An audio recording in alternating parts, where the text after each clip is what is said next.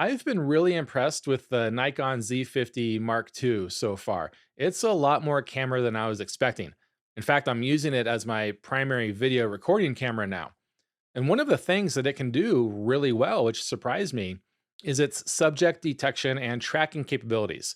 So that's what you're going to learn about in this video, which is an excerpt from my Z50 Mark II tutorial course. This course covers all aspects of the Z52, how to set up the menus, use all of the focus and exposure tools, customizing the camera, and so on. This video specifically will teach you about how to use the subject detection system, switching subjects, how to use the 3D tracking capability, which is also really good, and then just some rough focus settings that you can hang your hat on, go out and set based on different scenarios that you might be in. You can check out other free videos that are included in that course if you go to photocourses.link/Z50II. Look at all the free content that you can find there. And then if you do want to go ahead and purchase that tutorial, you can get 20% off with the coupon code TUBE20.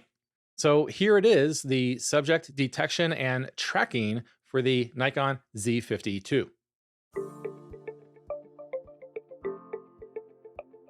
This camera has a lot of great subject tracking capabilities, and we're going to look at that in this video. With that and all of the other focus tools, it can become overwhelming. So at the end of this video, we're also going to look at a few basic configurations that you can use depending on the situation that you're in, just to simplify things. Subject detection is probably going to be our main tracking mode, and it works really well in this camera. In every autofocus mode, except for pinpoint, dynamic, and single point, the camera is capable of detecting and tracking various types of pre-programmed subjects if they're detected within your selected autofocus area. Subject types that the camera has been trained to recognize include people, animals, which are limited to dogs, cats, and birds, though the camera may recognize others. Vehicles include cars, bikes, trains, and planes. There's even a separate airplane category, and that just limits subject detection to aircraft only. And then there's also an auto option, where the camera is going to lock on to the first subject of the previously listed types that it detects in that autofocus area. And if you want to disable this, you can turn it off.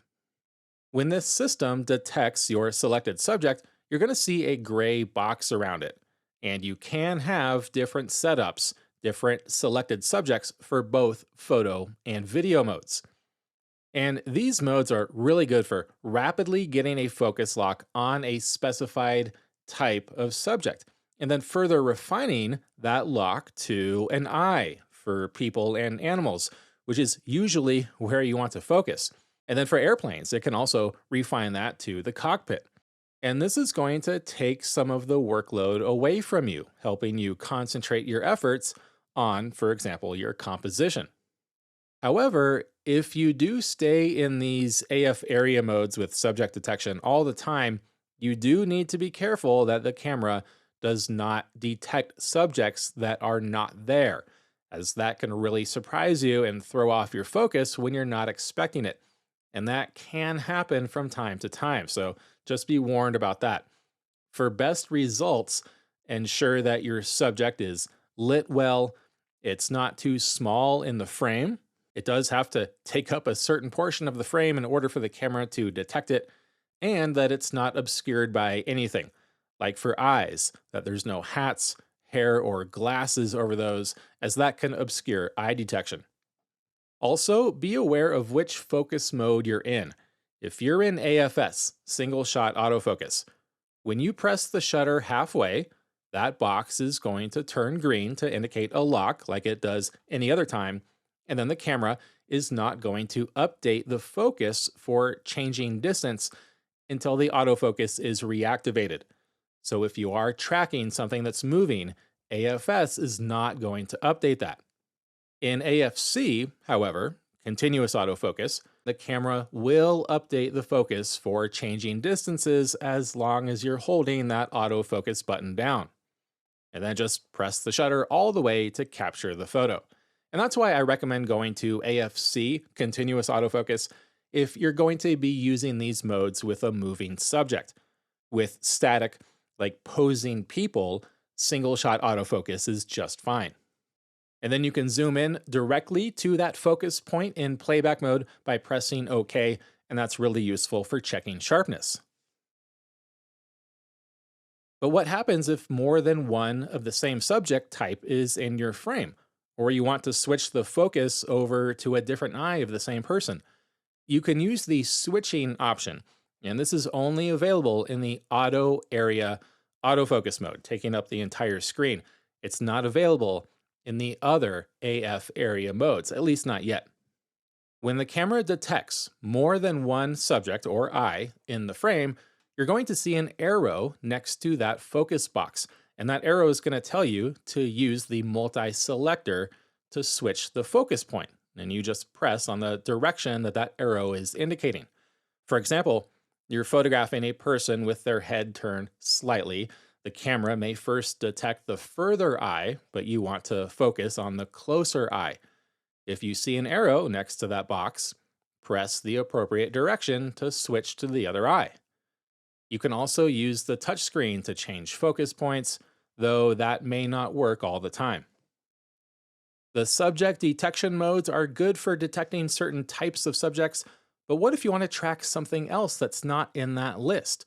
Or what if you don't want to rely on the camera's detection, or it's just not working too well in your situation?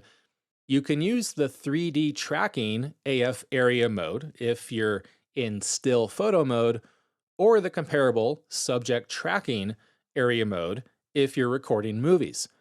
And this feature, it's not just good for tracking something that's moving, but it's also useful for maintaining a focus lock on something static while you recompose your framing. When you enter these modes, you're going to see a box in the center of your screen. That's your tracking box, and you can move that around with the multi-selector or touch. Tapping on the screen will start tracking at that point in video mode. In still photo mode using 3D tracking, you will press and hold the shutter button halfway to track whatever is under that box. So put the box over whatever it is that you want to track, press the shutter button halfway, and that box is going to turn yellow when it's tracking.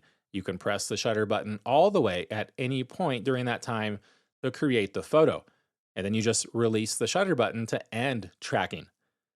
In video mode, to track a subject, position the box over your desired tracking point and then press the OK button to start tracking.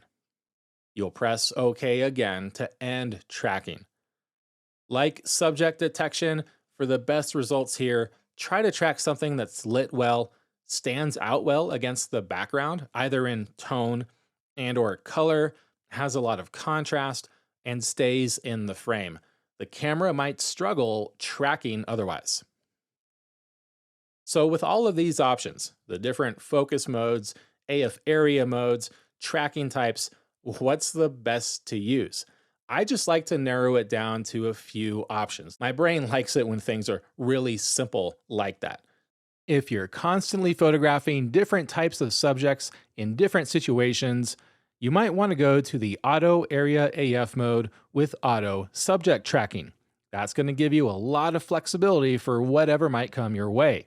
And you can try setting the Auto Focus Mode AFA so that the camera can switch between AFC and AFS. If you know that your subjects are always going to be static, they're not moving, then you might want to just stay in AFS. If you want a little more precise control, try AFC with 3D tracking. If you're photographing static subjects, put the box over the subject and press the shutter. It's almost like using single point that way. If that subject starts moving, the camera is going to stay with it and update the focus continuously. Landscape or travel photographers or still life photographers who never really track anything, you're likely better off staying in AFS single shot autofocus with single point AF area mode, or go into manual focus and use all of those manual focus tools that we saw in the last lesson. With all of these different tools available for both autofocus and manual focus, there's really no excuse to ever miss focus. You just need to know when each mode is appropriate, their limitations, and how to use them. And that's going to require that you practice. In the final lesson coming up next, we're going to look at some additional ways to customize our focus systems.